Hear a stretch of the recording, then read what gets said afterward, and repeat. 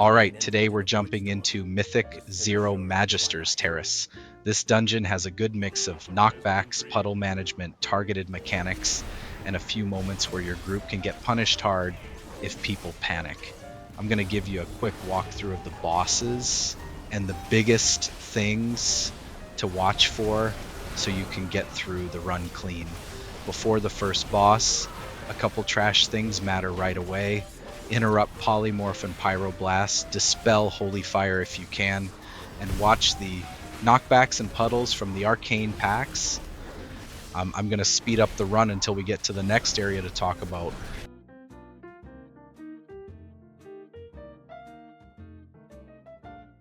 In the library section, avoid the librarians or they'll send you back, and keep an eye out for the arcane tome because it gives your whole group a 5% haste buff that persists through death. You're going to want to find that, as it will significantly speed up your run. Before I fast forward to the first boss, thank you for watching the video. A like or subscribe is much appreciated.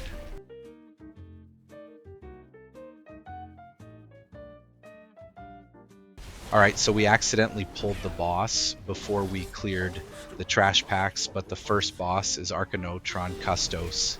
This fight alternates between a normal phase and an intermission, and the biggest theme here is space management.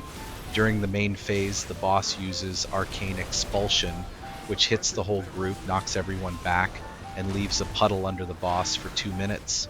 So ideally you want to keep the boss toward the edge of the room and overlap puddles as neatly as possible instead of covering the whole arena. Tanks also need to watch Repulsing Slam, which is another knockback aimed at them. You can use the walls or stairs to stop yourself from getting launched. Once the boss hits 0 energy, the intermission starts. Now the boss starts pulling energy orbs in from around the room, and if those orbs reach the boss, your group takes heavy damage and the boss gets stronger. So your job is to soak the orbs before they get there. The catch is every soaked orb leaves another puddle and puts a stacking dot on the soaker. So don't have one person greed all of them unless they've got a defensive ready. And best way to handle this is to bring the boss near one of the side alcoves before the intermission starts, so the orbs funnel in cleaner. Also, this is a great time to use damage cooldowns because the boss takes increased damage during the intermission.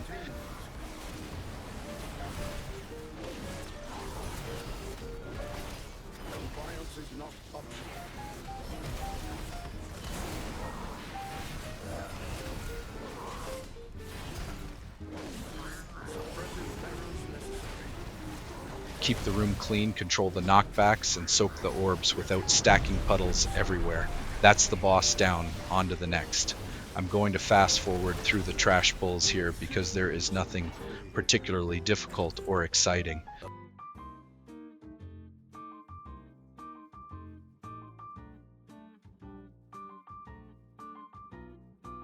Next up is Serenel's Sunlash.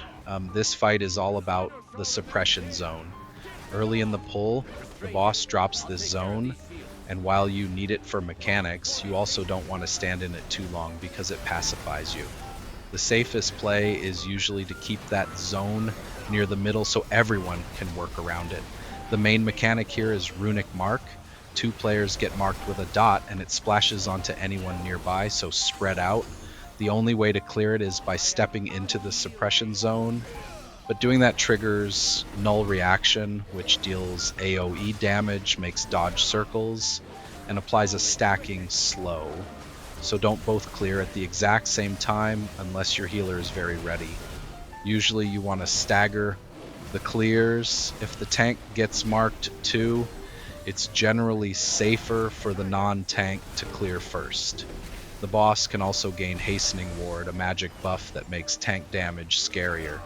If your group has a purge, strip it. If not, tank, just be ready with a defensive. Then there's Wave of Silence. This is the mechanic where everybody needs to step into the suppression zone right before the cast finishes, otherwise you get pacified for 8 seconds. So don't camp in the zone early, just dip in at the last second and step back out.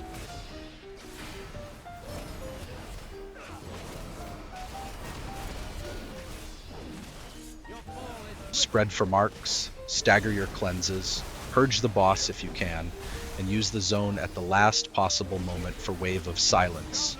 On to the next.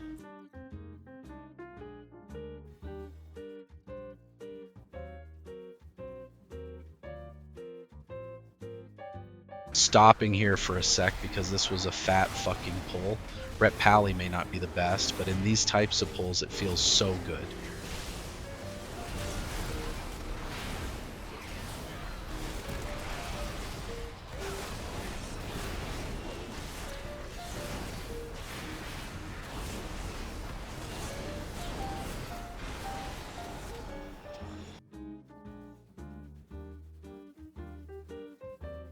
Next up is Gemellis. This is one of those fights that gets more chaotic as it goes because the boss uses triplicate, creating clones that share health and copy the mechanics. One set happens shortly after the pull, and another happens at 50%, so the fight gets busier over time. Tanks want to move the main boss in a way that lets the group cleave as many targets as possible. The first major mechanic is Cosmic Sting. That hits a player and leaves a puddle where it lands, so just drop those off to the side and out of the path people need to move through. After that comes Neural Link. Players get linked to a specific clone and take extra damage until they touch the clone tied to them. You'll get an arrow showing which one is yours, so pay attention and clear it quickly. That matters because right after that comes Astral Grasp, which pulls players toward their linked clone and deals damage, plus heavy damage if people get too close. So if you still have the damage amp when that pull happens, it can get ugly fast. Use a defensive if needed, and fight the pull. As more clones spawn, more people get targeted by each set of mechanics. So this is a good fight to save healing cooldowns and personals for the later parts instead of blowing everything early.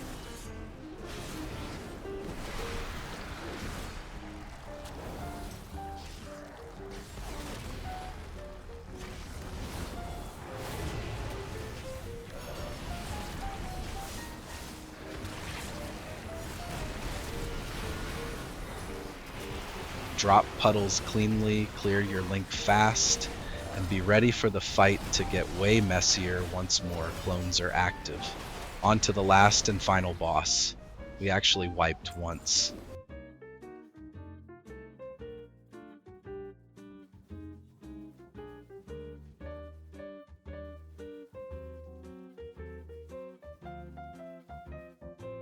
Last boss is Degentrius.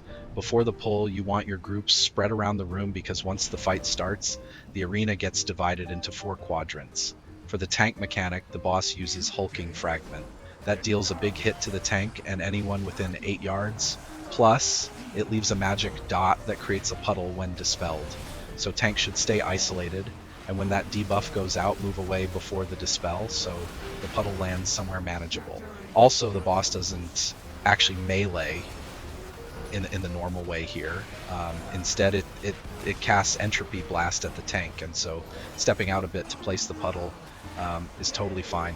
You know, the biggest group mechanic is Unstable Void Essence. This is a soak that bounces between quadrants, and somebody in each location needs to handle it. If you miss a soak, the whole group gets slapped with a long dot, which can snowball the fight really fast.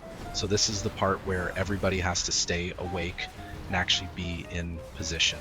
On top of that, players can get Devouring Entropy, which is another dot with variable duration.